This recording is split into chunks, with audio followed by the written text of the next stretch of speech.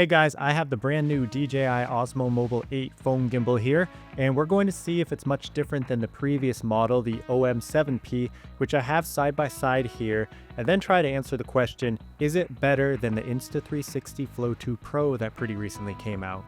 Small disclaimer here, I have a Galaxy S25 Ultra, I do not have an iPhone.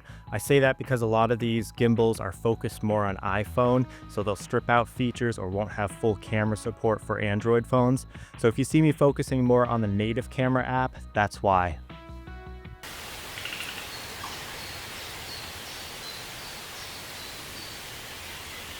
When you put these side by side, there's almost no way to tell them apart. If it wasn't for this little NFC sticker and this new small screw hole, which the manual says is a mount for a counterweight, I don't see any other differences. The AI trackers look exactly the same, the color looks the same, the pull-out tripods look the same, the neck extensions are the same, the buttons and their orientations are all the same, which means that it's going to have a lot of the same issues as the prior version. So if you compare this side by side with the Insta360 Flow 2 Pro, you can see the legs are much shorter, so there is a lot less balance and risk of tipping over, and they're also plastic versus metal on the Insta360. And there still is no way to monitor your framing on board with either a screen like Hohem has added or a mirror like the Flow gimbal has. The transparent body and aesthetics of the Flow 2 Pro look much nicer as well. Both gimbals have an Apple Watch app to stream and control, but that doesn't do us Android users much good. Only the Flow 2 has a QR code you can scan in-app to stream the framing to another device like an old spare phone or tablet.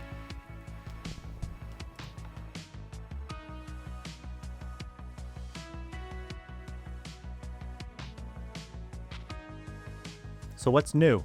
Well, it seems like this gimbal is building out on the OM7P platform, and it does make a couple major improvements, one of which is a deal killer on the old version. So let's start with the big one. We can now do 365-degree horizontal rotation panning. I had a ton of comments on my other video mentioning that being the deal killer for them on buying this as opposed to the Insta360 Flow 2 Pro. Now these gimbals have the same functionality. Next up, the magnetic mount is definitely stronger on the OM8. Now, I never had any issues with a phone falling off any of these gimbals, but that is a welcome update. I can only verify this by feel, but I believe the extra strength is all in the clip and not on the gimbal side, because when I use a Magsafe adapter, it has about the same pull on both of these to remove it. To me, it feels like the Insta360 has about the same pull as the new OM8.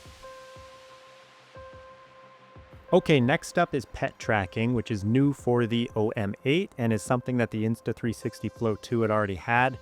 But for fun here, since we're not using apps and we're focused on Android phones, let's see if both of them can track an animal just using the onboard tracker and no app. I don't have a good animal to do a realistic test on, but you can see here the Flow 2 Pro has no issues with these dog-like stuffed animals. It's able to track each one, it's not getting confused flipping back and forth. And here is the OM8. I had issues with it hopping between subjects. As you can see here, it hopped over from the light brown dog to the dark one, and then it hopped over even to the mirror. I tested this multiple times on the Insta360 Flow 2 Pro and couldn't get it to flip around different objects like this. So we see the red light. I pulled the trigger, now it's green again. We're back to tracking on the lighter colored dog. And I'm referring to the light on the back of the AI tracker. And for the rest of this clip, it didn't pull away again. I did test this multiple times and kind of had the same thing happening in most cases. The DJI one is definitely a little more finicky. Next up, we're going to do an active track test, and I want to make sure that it follows in a smooth motion. If you watched my Hohem iSteady V3 Ultra video recently, and I also have a GoPro Fluid gimbal review coming out shortly, both of those gimbals have a much jerkier motion when doing active track. And what I mean by that is, when you stop, the gimbal stops instantly as opposed to coming to a gentle stop, and the same thing for when you start motion. So here you can see I'm doing just small motions back and forth on the OM8. And now I'm going back and forth much quicker.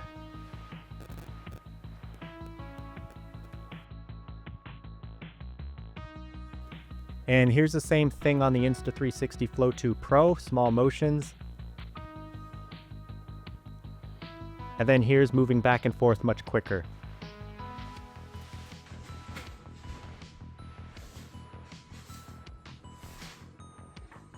Let's go for range test now. Previously, the Insta360 Flow 2 Pro seemed to win out just barely over the OM7P on range. So for this test, I'll walk along this path and periodically dip off to the side to make sure it's still following me and see how far I can go. And we also want to focus on how smooth it is when it regrabs and at what point it regrabs onto me. Again, had some trees blocking me that time.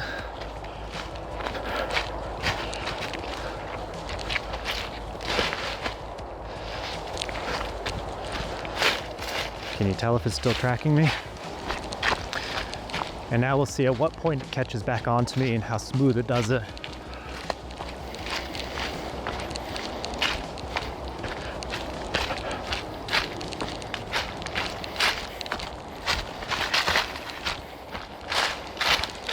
So here's a little bit of fast motion testing. And interestingly, the OM8 actually lost me just dipping into the garage for a second. But you can see here, I've got these set so that they're centered but cropped. The OM8 has a hard time keeping me centered, whereas the Flow 2 Pro does a much better job. And let me flip to each so you can get a sample of the microphones. Going 12 miles an hour. Looks like it's not having any trouble going this fast either.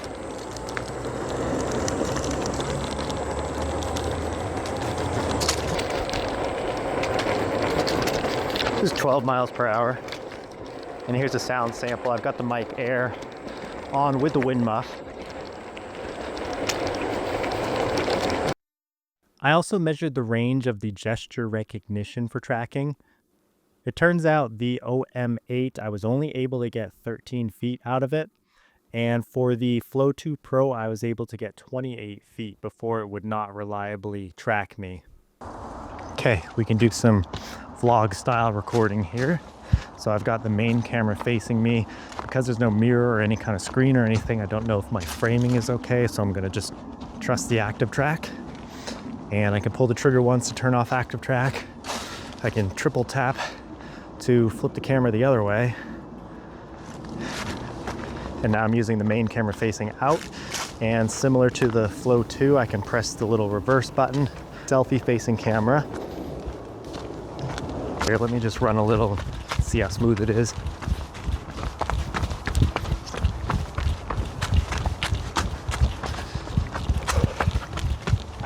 Okay, there is something I forgot to mention on both of these gimbals.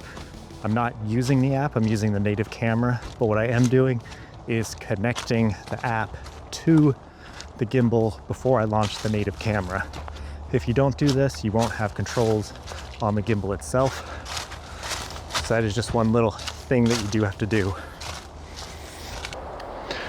Okay, and here's a little sample in selfie mode.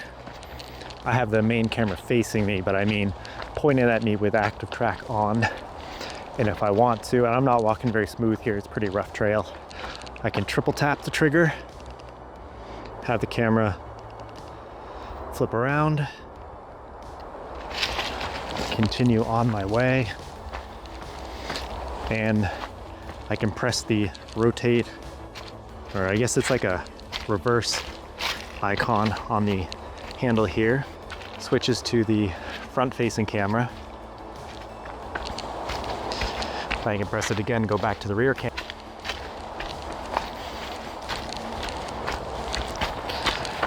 And I can run a little bit.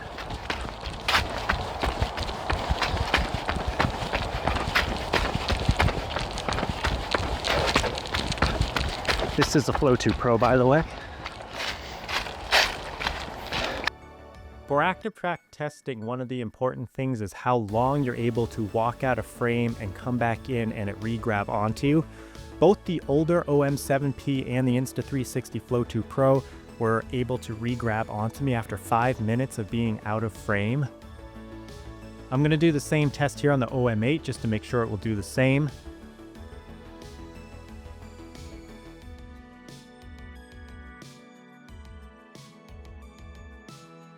And here we are after 5 minutes, and it looks like it smoothly grabbed back onto me, so I'll give that one a pass. I don't know how long it will go with me out of frame, but I don't really see a use case going past 5 minutes, so we're sticking with that for now. The Hohem and GoPro Fluid only go about 12 seconds, so they are light years behind in that regard.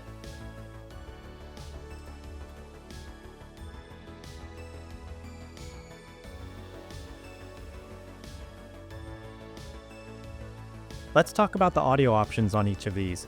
Both Insta360 and DJI have really good wireless microphones. The DJI ecosystem definitely has more options with microphones, but the Insta360 Mic Air is a really nice microphone and it comes with a lot of accessories to make it usable, like this magnetic necklace holder.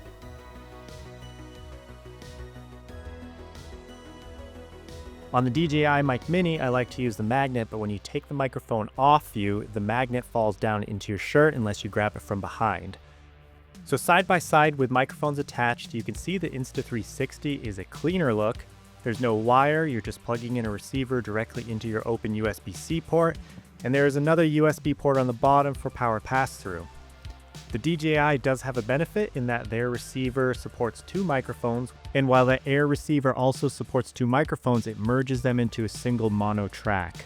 That could be a big deal if you're doing interviews. And for my use, I prefer using Magsafe clips, especially the Insta360 one, which has a built-in kickstand. It's been very convenient to use when I'm not using the gimbal. When you take the clip off for the OM8, the AI tracker is still attached to it, which is also your audio receiver. So if you want that cleaner clip-free experience, where you can pop the phone off, put it into your pocket, and then back onto the gimbal quickly and easily, the Flow has the advantage there.